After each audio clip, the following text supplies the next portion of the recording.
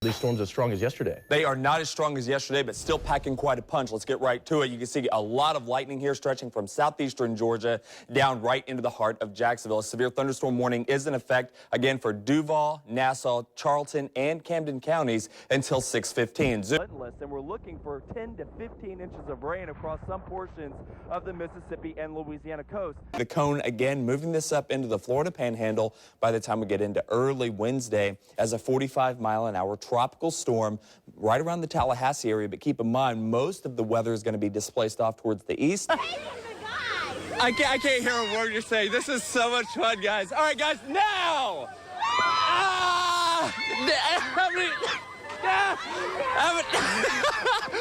How many times have you wanted to pelt the weatherman for bad weather? Magic lamp.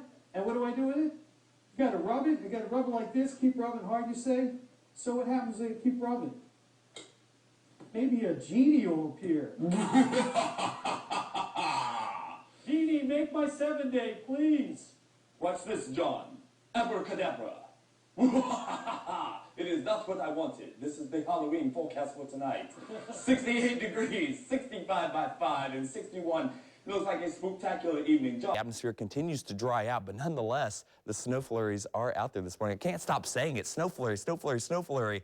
We don't get to say it very much here across Jacksonville. Florida cold versus real cold? I think today counts as real cold. Yeah, well, I was just saying in the commercial break, I said, now I know why I appreciate sunny and 70 here. It's been very busy here in the weather department, as you might expect. Hey, I heard that there were snow flurries around the area today. Yeah, I heard something about that. I tell you, the reports started pouring into the newsroom. What a wild afternoon it was. These storms came in very swiftly, moving in at some 50 to 55 miles an hour. And of course, the damage widespread here along Hendricks and San Jose Boulevard, where obviously a number of power outages have occurred. Looking at some of the winds, yesterday we had radar indicated winds of 80 to 90 miles an hour across portions of southeastern Georgia in Camden County. Clearly, we are not seeing that with these storms, 49, 46, but still quite gusty out there and still enough to knock over some trees, so be careful. They got a lot of damage from that. What's it like from Isaac?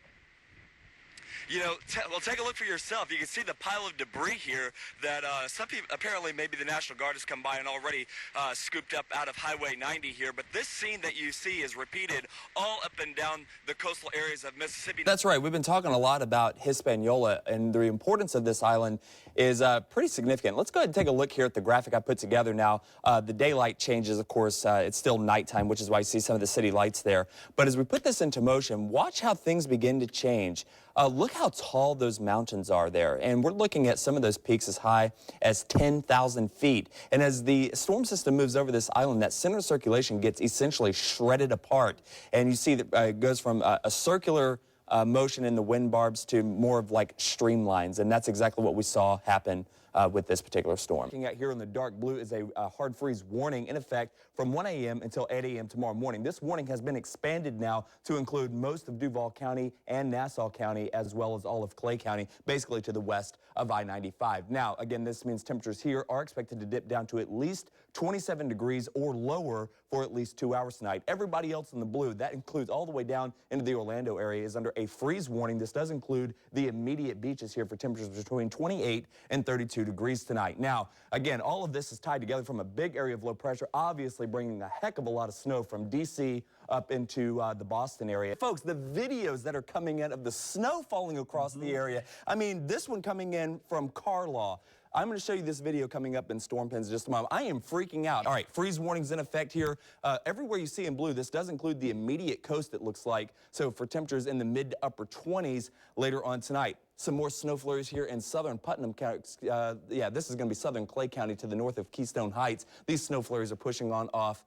Well, the trackers that I keep putting on here, the snowflakes keep disappearing and reappearing, but they are out there this morning, so be careful. 38 degrees in Jacksonville, 41 degrees in Fernandina Beach, 40 degrees in Jacks Beach. It is a windy morning out there. Temperatures are cold 30s, and then we're talking about the wind chill driving down those temperatures into the 20s, so it's going to be a cold afternoon. Cold, cold, and cold. We do have that chance of snow flurries this morning, and certainly, as you saw from the video, unbelievable coming in out of the Lake City area this morning. 38 here in Jacksonville, Waycross, 35 in Valdosta, 36 degrees in Lake City. The departures, incredible. 25, 23, 21 degrees colder than just 24 hours ago here across the area. That's combined with the wind, 16, 20 miles an hour up in Brunswick, 20 miles an hour in St. Augustine, giving us a feels-like temperature now in Jacksonville of 29 degrees, 29 in Waycross, 26 in Lake City, 27 degrees is what it feels like this morning in Gainesville. And these winds are going to continue to howl across the area for the rest of the afternoon, 16, 18, 21 miles an hour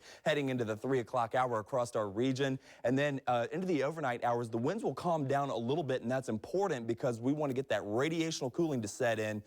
If you want cold weather, that is. The skies are going to clear out, the winds are going to calm, allowing for optimal radiational cooling. That's going to drop our temperatures down into the 20s, and there is plenty of cold air sliding on in our direction. 17 degrees is the current temperature in Nashville, and that cold air is going to continue to spill into our region. Here's how it breaks down hour by hour for you today. 41 degrees in Middleburg, 43 heading into the noon hour, at least according to this particular model. 46 degrees by 3 o'clock is what this model is showing for a high temperature for today. And then those temperatures as the skies clear are really going to drop once the sun goes down. We're talking temperatures going to drop 5 degrees per hour. At least it could once the sun goes down. So temperature is going to crater pretty hard tonight. And then showing 32 degrees by 7 o'clock. I'm really thinking more upper 20s is what we're looking for heading into the overnight hours. Overnight lows tonight, 26, 28, 28 degrees in Brunswick, 26 degrees in Lake City, 34 degrees in St. Augustine, a little closer to home, 28 up on the north side, 29 in Arlington, south side, 30 degrees NAS Jacks, even 25 degrees